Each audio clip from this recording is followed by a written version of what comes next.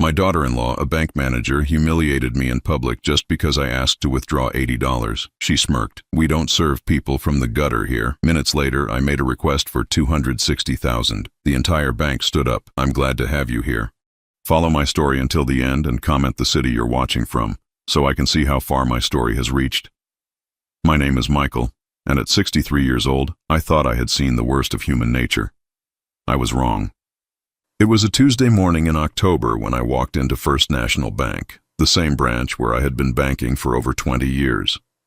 The autumn air was crisp, and I wore my usual outfit, a worn flannel shirt, faded jeans, and the work boots I had owned for nearly a decade. They were comfortable, familiar, like old friends that had walked with me through countless days. I needed to withdraw $80 for groceries and my weekly visit to the barber. Nothing fancy, just enough to get by for the week. As I approached the teller counter, I noticed a familiar face behind the manager's desk. Rebecca, my daughter-in-law, sat there reviewing some paperwork, her blonde hair perfectly styled, her navy business suit crisp and professional. She looked up and saw me. For a moment, our eyes met, and I expected at least a polite nod of acknowledgement. Instead, she quickly looked away, as if she hadn't seen me at all. I felt a small knot form in my stomach, but I pushed it aside. Maybe she was just busy. I waited in line behind two other customers, shifting my weight from one foot to the other. The bank felt different somehow, colder, more impersonal than I remembered. When my turn came, I approached the young teller with a smile. "Good morning," I said, pulling out my worn leather wallet. "I'd like to withdraw $80 from my checking account, please." The teller, a girl who couldn't have been more than 25, looked at me with barely concealed disdain. She glanced over at Rebecca's desk, then back at me. "ID and bank card, please." I handed over my documents, noticing how she handled them as if they might contaminate her perfectly manicured nails. She typed something into her computer, frowned, then typed some more. "Sir, your account shows a balance of..." She paused, looking at the screen with confusion. "Well, it shows you have sufficient funds, but I need to get manager approval for this transaction." "For $80? I asked, genuinely puzzled. I've been banking here for over 20 years. Without waiting for my response, she called out loudly, "Rebecca, I need manager approval for this customer." The entire bank seemed to go quiet. Other customers turned to look at me, their expressions ranging from curiosity to judgment. I felt my cheeks burn with embarrassment as Rebecca slowly stood up from her desk, smoothing her skirt as she walked over. When she reached the counter, she didn't look at me directly. Instead, she spoke to the teller as if I wasn't standing right there. "What's the issue, Jennifer?" "This gentleman wants to withdraw $80, but given his appearance and the unusual activity on the account, I thought you should handle it." Rebecca finally looked at me then, and what I saw in her eyes made my heart sink. It wasn't just indifference. It was disgust, as if I were something unpleasant she had stepped in. "Oh," she said, her voice carrying clearly across the bank lobby. "It's my father-in-law." The way she said it, you would have thought she was announcing the presence of a cockroach. Several customers turned to stare, their conversations dying mid-sentence. I felt every eye in that bank boring into me, judging me, finding me wanting. Rebecca crossed her arms and looked me up and down, her gaze lingering on my worn boots and faded clothes. Then, with a smile that never reached her eyes, she delivered the words that would haunt me for days. "We don't serve people from the gutter here," she said, her voice dripping with contempt. "Perhaps you should try the check-cashing place down the street. They're more accommodating to people of your circumstances." The silence that followed was deafening. I stood there, my wallet still in my hand, feeling as if the floor had disappeared beneath my feet. In that moment, I wasn't a man who had worked hard his entire life, who had raised a family, who had built something meaningful with his bare hands. I was just an old man in shabby clothes, being publicly humiliated by his own daughter-in-law. I could hear whispers starting around me. Poor old man. How embarrassing. She's right, though. Look at him. My throat felt tight, and for a terrifying moment, I thought I might cry right there in front of everyone. The young teller was trying hard not to smile, clearly enjoying the show. Other bank employees had stopped what they were doing to watch. Rebecca stood there with her arms still crossed, waiting for me to leave. Her expression was one of smug satisfaction, as if she had just solved an unpleasant problem. In her eyes, I could see what my own son's wife really thought of me, that I was nothing more than an embarrassment, a burden, someone to be tolerated at best. I carefully put my wallet back in my pocket, my hands steadier than I felt inside. I looked at Rebecca one last time, memorizing her face, the coldness in her eyes, the way she held herself like she was so much better than me. "Thank you for clarifying your position," I said quietly, my voice barely above a whisper. Then I turned and walked toward the exit, feeling the weight of every stare, every whisper, every judgment. My legs felt heavy, and each step seemed to echo in the sudden quiet of the bank lobby. As I pushed through the glass doors and stepped back into the October morning, I took a deep breath of the cool air. The knot in my stomach had grown into something larger, something that pressed against my chest and made it hard to breathe normally. I stood on the sidewalk for a moment, watching people walk by, going about their normal lives. None of them knew what had just happened inside that bank. None of them knew that a son's wife had just stripped away the last of an old man's dignity in front of strangers. But as I stood there, something began to shift inside me. The hurt was still there, sharp and raw, but underneath it something else was growing, something that had been sleeping for a very long time. Rebecca had made a mistake today, a big one. She thought she knew who I was. She thought she understood what I represented. But she had only seen what I wanted her to see, what I had carefully chosen to show the world. As I walked slowly back to my old pickup truck, I couldn't help but smile just a little. In a few days, I would return to that bank. And when I did, Rebecca was going to learn something about making assumptions. The drive home from the bank felt longer than usual.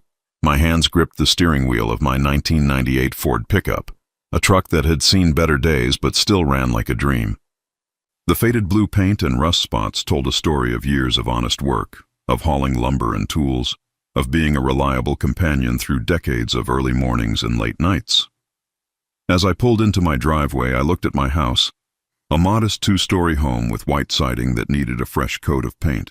The lawn was neatly trimmed, the garden well tended, but nothing about it screamed wealth or success. Just like everything else in my life, it was designed to blend in, to not draw attention. I sat in my truck for a few minutes after turning off the engine, still processing what had happened at the bank. Rebecca's words echoed in my mind. "We don't serve people from the gutter here." The contempt in her voice, the satisfaction in her eyes as she humiliated me in front of strangers. She had no idea who she was talking to. Walking into my house, I made my way to the small office I kept in the back bedroom. It was a simple room with a desk, a file cabinet, and a computer that was older than most smartphones. But inside that file cabinet were documents that told a very different story than the one Rebecca thought she knew. I pulled out a folder labeled Property Holdings and spread the contents across my desk. Deeds, mortgage papers, investment statements, pieces of a puzzle that very few people had ever seen put together. The first property I had bought was a small duplex back in 1981. I was 24 years old then, married to my late wife Sarah, with our son David just learning to walk. We were living paycheck to paycheck. But I had noticed something about that duplex. It was in a neighborhood that the city had earmarked for development, though most people didn't know it yet. I remembered the night I told Sarah about my plan to buy it. We were sitting at our kitchen table, surrounded by bills and baby toys, trying to figure out how to make ends meet. "Michael, we can barely afford this apartment," she had said, her voice tired but patient. "How can we possibly buy a whole building?" "Trust me on this one, sweetheart," I had replied, taking her hand across the table. "I've been watching the city council meetings. I know which way this neighborhood is heading." She did trust me, bless her heart. We scraped together every penny we had for the down payment, and I took on a second job, driving a delivery truck on weekends to make the mortgage payments. For 2 years we lived on ramen noodles and store-brand everything, but we made it work. When the city announced the new shopping complex going in 3 blocks away, property values in our neighborhood doubled almost overnight. We sold that duplex and bought 2 more properties with the profit. That was the beginning. Over the next 4 decades, I had quietly built a real estate portfolio that stretched across 3 states, always buying properties that others overlooked, always seeing potential where others saw problems. I reinvested every profit, lived modestly, and watched my investments grow. Sarah understood what we were building together. She never needed designer clothes or fancy cars. She was happy with our simple life, knowing that we were securing our future and David's future with every smart decision we made. When she passed away 5 years ago from cancer, I thought David would appreciate the sacrifices his mother and I had made. I thought he would understand the value of living below your means, of building something lasting instead of showing off. Instead, he married Rebecca. I pulled out another folder, this one containing bank statements and investment portfolios. Numbers that would make most people's eyes widen in disbelief. Real estate wasn't my only venture over the years. I had quietly invested in small businesses, bought stock in companies before they became household names, and put money into opportunities that others were too proud or too impatient to consider. The irony wasn't lost on me. Rebecca worked at a bank, surrounded by money every day, making decisions about other people's financial lives. Yet she had completely misjudged the quiet old man who came in wearing work boots and asking for $80. I thought about the early years of David and Rebecca's marriage, how she had slowly changed him, convinced him that success meant showing off, that worth was measured by appearances. David started buying expensive clothes, leasing luxury cars he couldn't afford, moving into an apartment that stretched their budget to the breaking point. When they came to family dinners, I would watch Rebecca's eyes constantly scanning my house, her expression clearly disappointed by what she saw. She never said anything directly, but her body language spoke volumes. The way she avoided sitting on my old couch, the way she barely touched the food I cooked, the way she looked at her phone constantly, as if she had somewhere more important to be. David started changing too. My son, who used to help me with home repairs and enjoyed our quiet conversations about life, became distant. He started making comments about me needing to live a little, suggesting I should buy a new car or update my wardrobe. "Dad, you have to think about your image," he had said during one of our last real conversations. "People judge you by how you present yourself."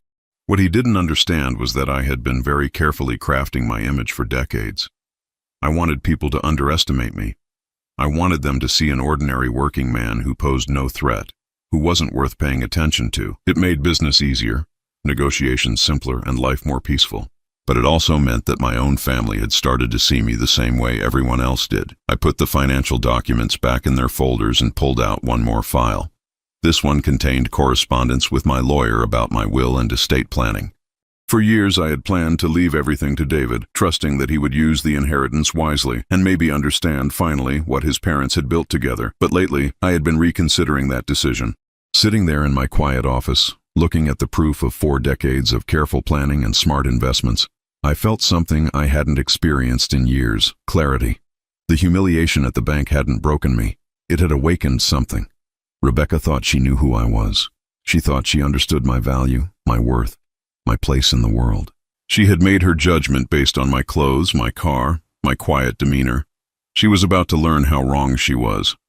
I opened my laptop and logged into my primary bank account. Not the small checking account I used for daily expenses, but the one where I kept my real money. The balance that appeared on the screen was the result of 42 years of disciplined investing, careful planning, and living below my means. It was time for Rebecca to meet the real Michael, but I wasn't going to simply tell her who I was. That would be too easy, too forgettable. I was going to show her. And when I did, she would understand that humiliating people has consequences, that judging others by their appearance is a dangerous game, that sometimes the quiet old man in worn clothes is exactly the person you should treat with respect. I closed the laptop and leaned back in my chair, feeling calmer than I had in days. Rebecca had started something today that she couldn't finish, but I could. 3 days had passed since the incident at the bank, and I hadn't been able to get Rebecca's words out of my head, not because they hurt, though they did, but because they had crystallized something I had been feeling for months. My own family saw me as a burden, a relic from a simpler time who didn't understand how the modern world worked. It was Friday morning when I made my decision. I was sitting at my kitchen table, drinking coffee from the same ceramic mug I had used for the past 15 years, when the plan came to me with perfect clarity. I wasn't going to confront Rebecca with angry words or dramatic revelations. I wasn't going to call David and complain about his wife's behavior. Instead, I was going to give her exactly what she thought she wanted: a chance to demonstrate her superiority over the old man from the gutter. But I was also going to show her something that would change everything she thought she knew about power, about money, and about the consequences of judging people by their appearance. I drove back to First National Bank at exactly 10:30 in the morning, the same time I had arrived 3 days earlier. I wore the same clothes, The faded jeans, the worn flannel shirt, the work boots that had seen better days. Everything about my appearance said I was exactly who Rebecca thought I was, a working-class man of modest means who probably lived paycheck to paycheck. The bank was busier than it had been on Tuesday. Friday mornings always brought more customers, more activity, more witnesses to whatever was about to unfold. I joined the line, standing patiently behind a woman in a business suit who kept checking her watch and sighing impatiently. Rebecca was at her desk again, talking on the phone with someone about loan applications. She glanced up and saw me standing in line, and I watched her expression change from neutral professionalism to something approaching annoyance. She said something quick into the phone and hung up, then spoke quietly to Jennifer, the young teller who had been working 3 days ago. When my turn came, I approached Jennifer's window with the same polite smile I always wore. "Good morning," I said, placing my hands on the counter. "I need to make a transfer today." Jennifer looked at me with the same barely concealed disdain she had shown before. "What kind of transfer, sir?" "I need to move some funds from my savings account to my checking account. $260,000, please." The words hung in the air like a challenge. Jennifer blinked, certain she had misheard me. The customer behind me stopped shuffling papers. Even the security guard near the door turned to look.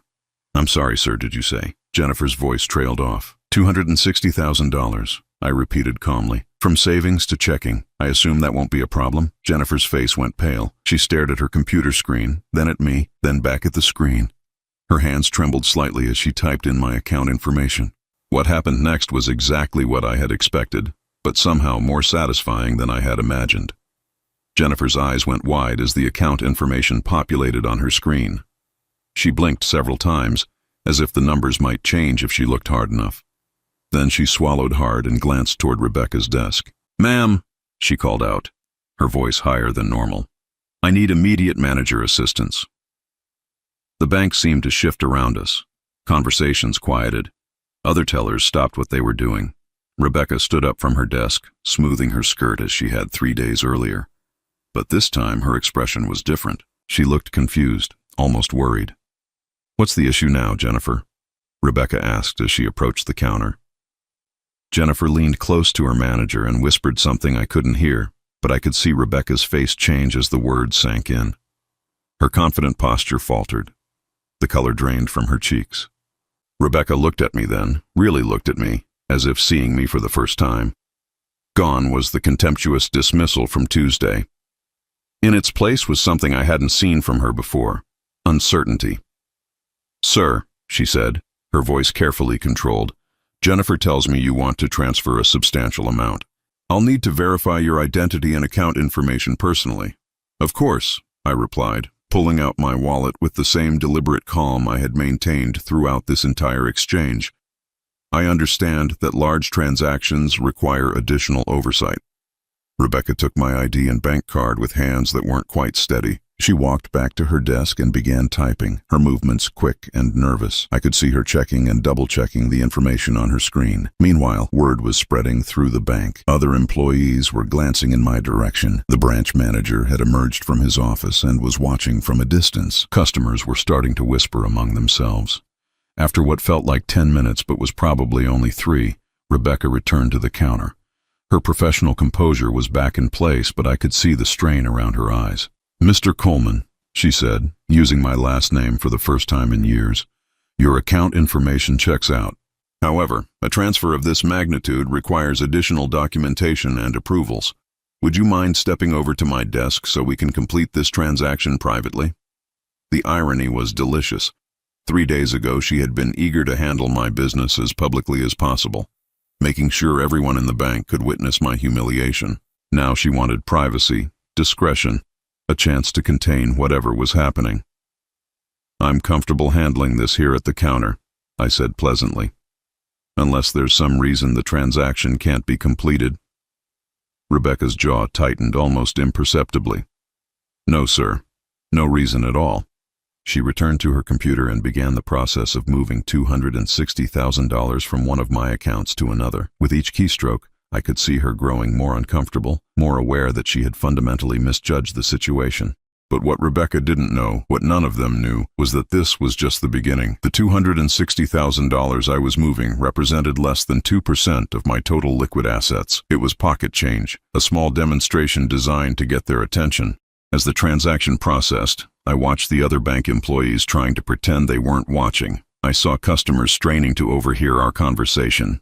I felt the shift in the atmosphere as people began to reassess the quiet old man in work clothes. When the transfer was complete, Rebecca printed out a receipt and handed it to me. Her hand brushed mine briefly, and I could feel how cold her fingers were. "Is there anything else I can help you with today, Mr. Coleman?" she asked, her voice professionally polite but strained. "Not today," I replied, folding the receipt and putting it in my wallet, "but I'll probably be back early next week. I have some other financial matters to attend to." I turned to leave, then paused and looked back at her. "Oh, and Rebecca, you might want to review your customer service policies.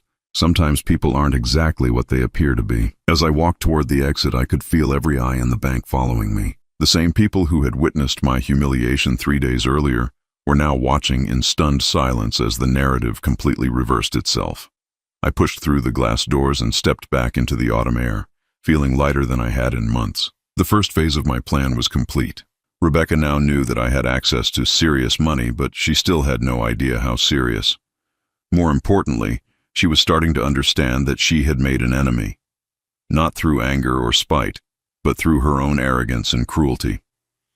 As I climbed into my old pickup truck, I allowed myself a small smile. Rebecca thought today's transaction was significant. She thought $260,000 was impressive. She had no idea what was coming next. The weekend passed slowly, but I used the time wisely.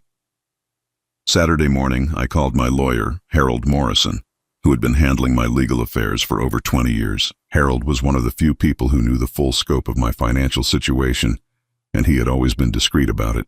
"Michael," he said when he answered the phone, "I was just thinking about you. How are things?" "Complicated," I replied, settling into my desk chair. "I need you to look into something for me. It involves my daughter-in-law." I explained what had happened at the bank, both the humiliation on Tuesday and my response on Friday. Harold listened without interrupting, occasionally making small sounds of understanding or disapproval. "What exactly do you want me to investigate?" he asked when I finished. "Rebecca works at First National Bank as a manager. I want to know if she's been accessing my account information inappropriately. I also want to know if she's shared any of my financial details with David or anyone else in the family." Harold was quiet for a moment. "That would be a serious breach of banking regulations if she has. Are you thinking of filing a complaint?" "Maybe," I said. "But first I want to know exactly what she's done and when she did it. I'll reach out to some contacts on Monday.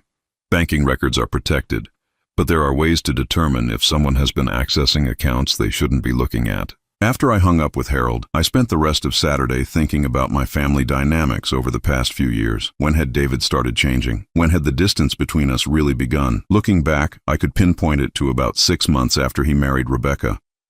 Before that, David would come by every few weeks, help me with projects around the house, ask for advice about work or life. We had the kind of relationship I had always hoped to have with my son. But gradually, those visits became less frequent. Our conversations became shorter, more superficial. David started making comments about my lifestyle, suggesting I should spend more money on myself, acting embarrassed by my simple way of living. At the time, I had attributed it to the normal evolution of a young man starting his own family. But now I wondered if there had been more deliberate influence at work. Sunday morning, I did something I hadn't done in months. I called David. "Hey, Dad," he answered, sounding surprised. "How are you doing?" "I'm fine, son. I was wondering if you and Rebecca might want to come over for dinner this week. It's been a while since we've all sat down together." There was a pause. I could hear Rebecca's voice in the background, though I couldn't make out the words. "Actually, Dad, this week is pretty busy for us. Rebecca's got some big projects at work, and I'm putting in overtime on the Henderson account. Maybe we could do something next month." Next month. It was always next month with them. "Of course," I said. "How are things going at the bank for Rebecca?" She seemed stressed when I saw her there on Friday. Another pause, longer this time. "You went to her bank?" "Dad, you know that makes her uncomfortable. She's trying to maintain professional boundaries." "Professional boundaries? as if acknowledging her father-in-law was some kind of ethical violation. I understand, I replied. I just needed to handle some banking business, nothing personal. Right, well, maybe you could use a different branch next time. Rebecca works really hard to build respect at that place, and having family members come in asking for special treatment doesn't help her image. Special treatment, is that what he thought had happened? I'll keep that in mind, I said. Give my love to Rebecca. After I hung up, I sat in my kitchen for a long time, staring out at my backyard. The conversation had confirmed what I suspected. Rebecca had told David her version of what happened at the bank, and it wasn't the truth. Monday morning, Harold called me back with information that made my blood run cold. Michael, you're not going to like this, he said without preamble. My contact at the State Banking Commission pulled some records. Rebecca has been accessing your account information regularly for the past 18 months. I felt my grip tighten on the phone. How regularly? Monthly, sometimes more often. She's been checking your balances, transaction history, everything. And Michael, she's only been looking at your small checking account, the one you use for daily expenses. She has no idea about your other accounts. The pieces were falling into place. Rebecca had been spying on my finances, but she had only seen part of the picture. Based on the limited information she had access to, she had concluded that I was barely getting by financially. There's more, Harold continued. She's also run credit checks on you multiple times, and she's accessed account information for several other family members.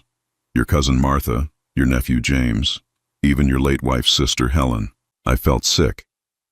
Is that legal? Absolutely not. It's a federal crime. Banks have strict protocols about when and why employees can access customer information. Personal curiosity and family gossip don't qualify as legitimate business purposes. So she's been building a financial profile of our entire family. That's exactly what it looks like. And Michael, based on the timing of these searches, I think she's been sharing this information with others. The searches often happen right before family gatherings or holidays. I thought about the past year and a half, how conversations at family dinners had started, including subtle comments about money. How relatives would make offhand remarks about who was doing well financially and who was struggling. How David had started treating me like I needed financial advice or help managing my affairs. Rebecca hadn't just been violating my privacy. She had been manipulating my entire family's perception of me, using privileged information to create a narrative that served her purposes. What are my options? I asked Harold. You could file a criminal complaint. With this much evidence, the Banking Commission would have to investigate. Rebecca would almost certainly lose her job and face serious legal consequences. And what would that accomplish? Justice? Harold suggested. She broke the law, Michael. She violated your trust and your privacy in the worst possible way. I thought about it for a moment. Let me ask you something else. If I wanted to transfer a significant amount of money into that checking account, the one she's been monitoring, would that show up on her next search? Harold chuckled. Oh, it would definitely show up. Any large deposits or transfers generate automatic alerts in their system. She'd know about it within hours. How much money are we talking about to really get someone's attention? At a small branch bank like First National, anything over $50,000 would be noticed. $1 million would stop them in their tracks. I smiled for the first time since this whole ordeal began. Harold, I want you to prepare documents for a significant financial transfer, and I want you to document everything Rebecca has done, but don't file any complaints yet. I want to handle this my way first. Michael, what are you planning? I'm planning to give Rebecca exactly what she's been looking for. Complete access to my financial information, all of it. Harold was quiet for a long moment. You realize that once you do this, there's no going back. Your whole family is going to know about your wealth. Good, I said. It's time they learned who they've really been dealing with. Tuesday morning, I dressed in my usual clothes and drove to the bank one more time. But this visit was different. This time, I wasn't just making a point. This time, I was changing everything. Tuesday morning arrived with an unusual phone call. It was David, and he sounded agitated in a way I hadn't heard in years. Dad, we need to talk. Can you come over tonight? Rebecca will be home from work around 7. Of course, son. Is everything all right? Just come over. We'll explain everything when you get here. I knew exactly what had prompted this sudden invitation. The previous afternoon, I had walked into First National Bank and transferred $4.2 million from my primary investment account into the small checking account that Rebecca had been monitoring for 18 months. Harold had been right. A transfer of that magnitude would have triggered immediate alerts throughout the bank system. Rebecca would have seen it within hours. I spent the day quietly preparing for what I knew would be the most important conversation of my relationship with my son. I pulled together copies of financial documents, property deeds, and investment statements, not to boast, but to provide context for what had really been happening in our family. At exactly 7 o'clock, I knocked on the door of David and Rebecca's apartment. It was a nice place, though I knew they struggled to afford the rent. David opened the door and I could see the confusion and uncertainty in his eyes. "Dad, come in. Rebecca's in the living room." I followed him inside, noticing how different the atmosphere felt compared to my previous visits. Usually there was a tension in the air, a sense that I was an unwelcome intrusion into their sophisticated life. Tonight, that tension had been replaced by something else entirely. Rebecca was sitting on their leather couch, still wearing her work clothes. Her usually perfect composure was cracked, and she looked like someone who had received shocking news and hadn't quite processed it yet. "Hello, Rebecca," I said politely, taking a seat in the chair across from her. She stared at me for a long moment before speaking. "Michael, I think there's been some kind of mistake with your bank account." "What kind of mistake?" David sat down next to his wife, leaning forward with his hands clasped. "Dad, Rebecca saw that you deposited over $4 million yesterday. That can't be right, can it? Is someone using your account for money laundering or something?" I almost smiled at his innocence. Even faced with evidence of my wealth, his first assumption was that something illegal must be happening. "No money laundering, son. That was a legitimate transfer from one of my investment accounts." Rebecca's face went pale. "One of your investment accounts? How many accounts do you have?" "Several," I replied calmly. "I've been investing for over 40 years. It tends to add up." The silence that followed was profound. I could see both of them trying to process this information, trying to reconcile it with their understanding of who I was. David was the first to speak. "Dad, if you have that kind of money, why do you live the way you do? Why drive that old truck? Why wear those clothes?" "Because material possessions don't define worth, David. Your mother and I learned that early in our marriage. We built wealth to create security and options, not to impress people." Rebecca finally found her voice. "But you asked for $80 last week. Why would someone with millions of dollars need to withdraw such a small amount?" I looked at her directly, letting the weight of my gaze settle on her. "Rebecca, I think you know exactly why I was at your bank last week, and I think you know exactly what you said to me." Her face flushed red. "I was just doing my job. Bank security requires us to be cautious about unusual customers." "Unusual customers?" I repeated. "Is that what you call your own father-in-law?" David looked between us, clearly sensing undercurrents he didn't understand. "What happened at the bank?" "Rebecca said you came in acting strange and made everyone uncomfortable." I reached into my jacket and pulled out a small digital recorder that Harold had given me. "David, before we continue this conversation, I want you to hear something." Rebecca's eyes went wide. "What is that?" "It's a recording device. Harold suggested I start carrying one to protect myself in situations where people might misrepresent what actually happened." I pressed play, and Rebecca's voice filled the room. "We don't serve people from the gutter here. Perhaps you should try the check cashing place down the street. They're more accommodating to people of your circumstances." The color drained completely from David's face. He turned to look at his wife as if seeing her for the first time. "Rebecca, you said that to my father." Rebecca's composure finally cracked completely. "David, you don't understand. He looked like a homeless person. He was embarrassing me in front of my co-workers and customers. I was trying to maintain professional standards." "Professional standards?" I interjected. "Is that what you call it when you illegally access customer account information to spy on your own family?" Both David and Rebecca froze. The accusation hung in the air like a bomb waiting to explode. "What are you talking about?" David asked. I pulled out a folder that Harold had prepared and set it on the coffee table between us. "Rebecca has been accessing my bank records for 18 months without authorization. She's also been checking the financial information of other family members. It's a federal crime." Rebecca's hands started shaking. I had legitimate business reasons." "What business reasons?" I asked calmly. "What legitimate bank business required you to check my account balance every month? What business purpose was served by running credit checks on my sister-in-law and my nephew?" David picked up the folder and started reading through the documentation Harold had compiled. With each page, his expression grew darker. Rebecca, this shows you accessed Dad's account 43 times in the past year and a half. 43 times. And you've been looking at Martha's information, and James's, and Helen's. I can explain, Rebecca said desperately. I was trying to protect our family. I wanted to know if anyone was taking advantage of you financially. I was trying to help. Help? I asked. By telling family members that I was struggling financially? By spreading stories about my personal business? By convincing my own son that I needed financial advice and assistance? David was staring at his wife with a mixture of shock and disgust. Is that true? Have you been telling people about Dad's finances? Rebecca's silence was answer enough. I leaned forward in my chair. David, for the past 18 months, your wife has been using privileged information to manipulate how our family sees me. She convinced everyone that I was barely getting by financially, that I was out of touch and needed guidance. She turned me into a charity case in the eyes of my own relatives. But why? David asked, his voice barely above a whisper. Control, I replied.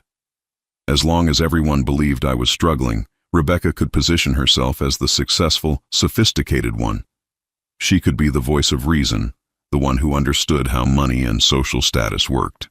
She could slowly push me to the margins of our family. Rebecca stood up suddenly, pacing to the window.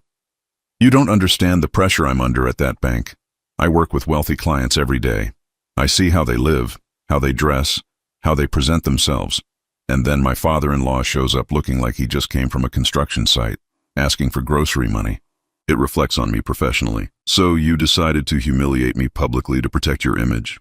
She spun around, tears streaming down her face. I never meant for it to go that far. I just wanted you to understand that appearances matter, that you were holding David back by association. David stood up slowly, his face pale with anger. Holding me back? Rebecca, he's my father.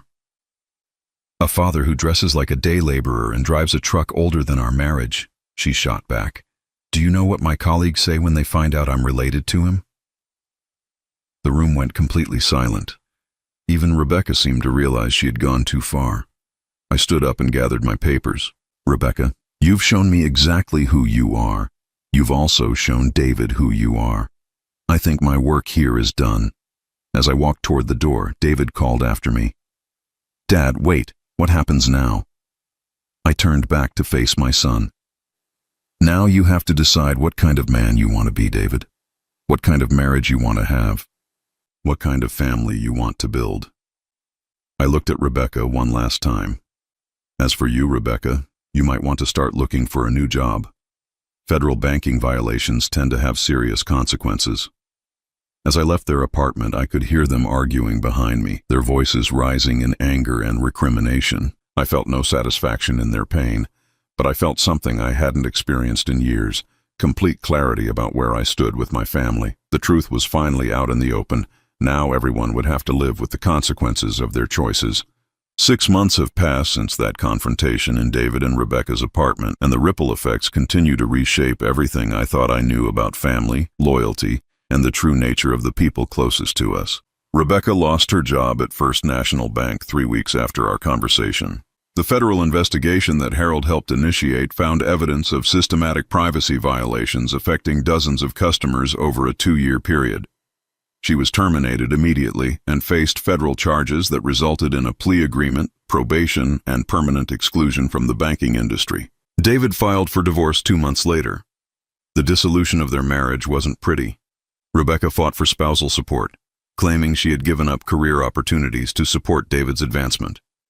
She demanded half of everything they owned together, which wasn't much since most of their lifestyle had been funded by credit cards and loans they could barely afford.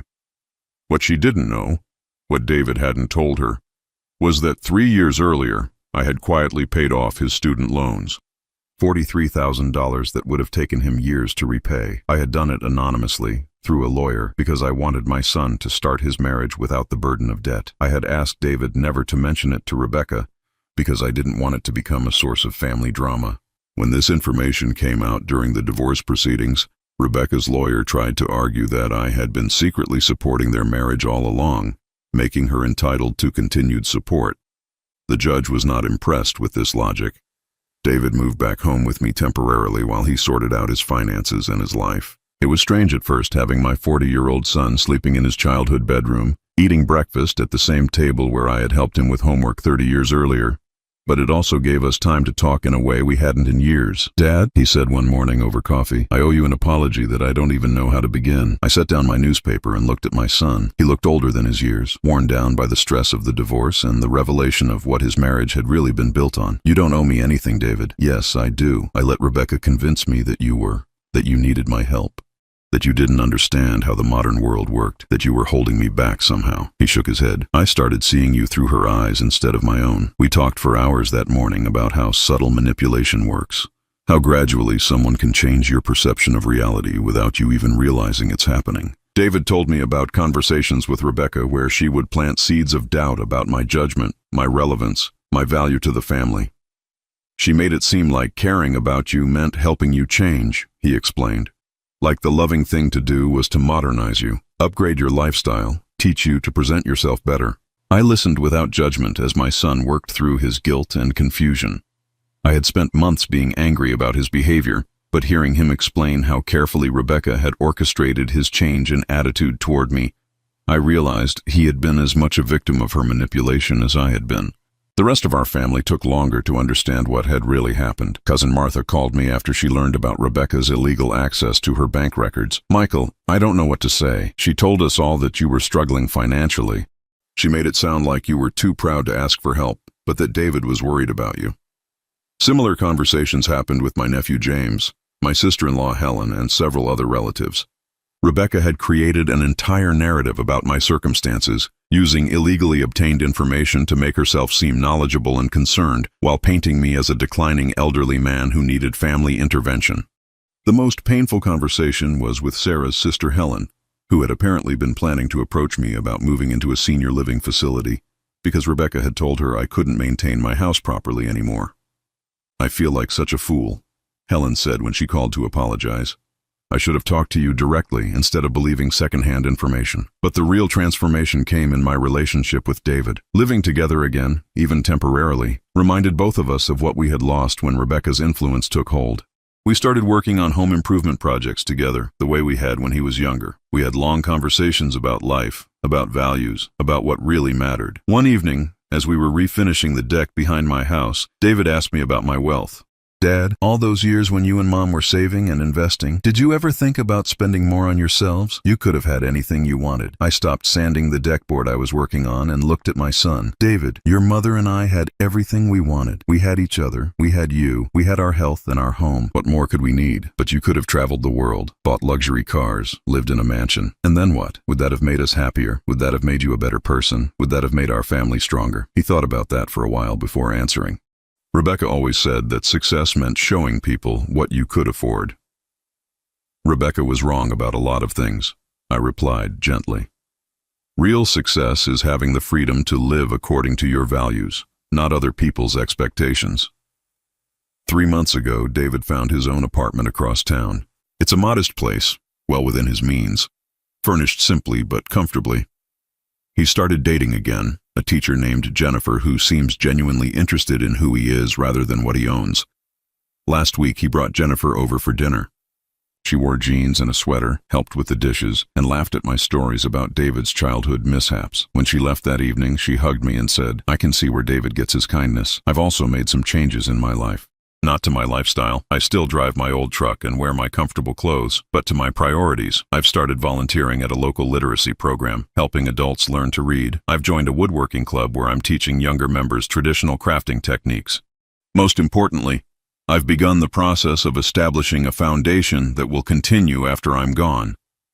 The bulk of my wealth will support education and housing programs for working families, people who, like Sarah and I once were, are trying to build something better for their children.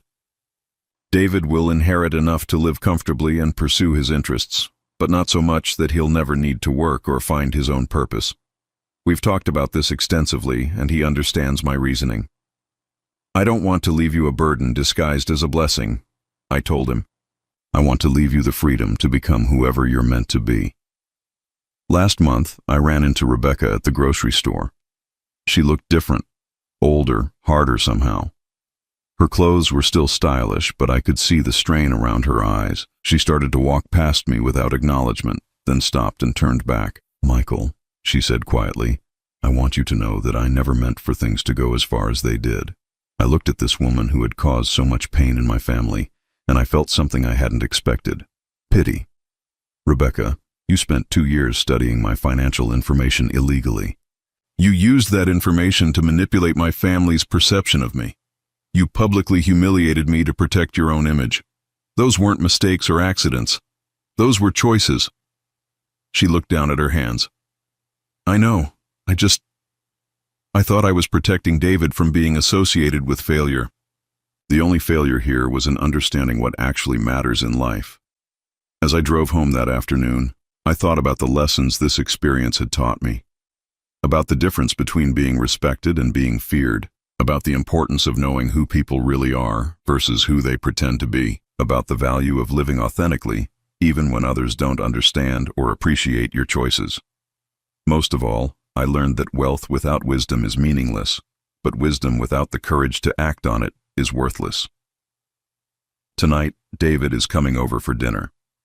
We're going to plan a fishing trip, something we haven't done together in over 5 years. Jennifer might join us, though she's never been fishing before. I'm looking forward to teaching her. There's something peaceful about standing in a quiet stream, casting your line into the water, waiting patiently for what might come. It's a lot like life, really. You can't control what you'll catch, but you can control how you prepare, how you wait, and how you handle whatever comes your way. Rebecca taught me that some people will always judge you by your appearance, your possessions, your status in their social hierarchy. But she also taught me that those people reveal more about themselves than they ever do about you. I'm 63 years old, and I finally understand what my father meant when he told me, decades ago, that a man's true wealth isn't measured by what he owns, but by what he can walk away from without losing himself. I walked away from my family's false perceptions, from their misguided attempts to change me, from the pain of being misunderstood by the people I loved most, and in doing so, I found my way back to my son, to my values, and to a peace I hadn't felt in years. Sometimes the best revenge isn't getting even. Sometimes it's simply refusing to become the person others want you to be.